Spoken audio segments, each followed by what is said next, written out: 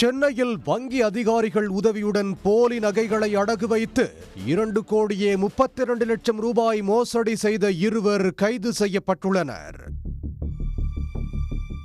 சென்னை அண்ணா சாலையில் உள்ள கனரா வங்கியின் துணை மேலாளர் எடுப்பலப்பட்டி விஜயசங்கர் காவல் ஆணையரிடம் புகார் ஒன்றை அளித்தார்.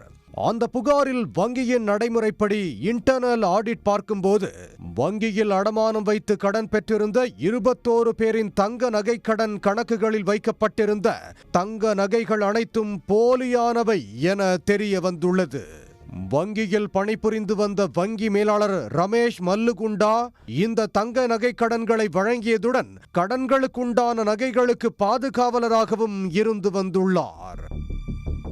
இந்த நிலையில் வங்கியில் ஆடிட் செய்து கொண்டிருக்கும் போது வங்கி மேலாளர் ரமேஷ் மல்லுகுண்டா எந்தவித முன்னறிவிப்பும் இன்றி கடந்த ஏப்ரல் 1ஆம் தேதி வங்கியை விட்டு வெளியேறியுள்ளார்.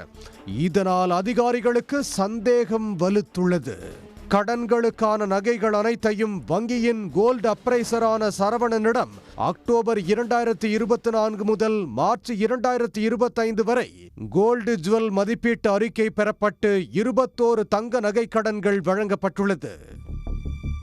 அதன் பின்னர் வங்கியில் ரீ அப்ரைசர் ரிப்போர்ட் மூலம் அந்த தங்க நகைகள் அனைத்தும் போலியானவை என உறுதியாகியுள்ளது. இதையடுத்து சரவணனை விசாரணை செய்ததில் வங்கி மேலாளர் தான் அவருக்கு தெரிந்த 21 வாடிக்கையாளர்களை வங்கிக்கு வரவழைத்து தங்க நகை கடன்கள் வழங்கியதாக கூறியுள்ளார்.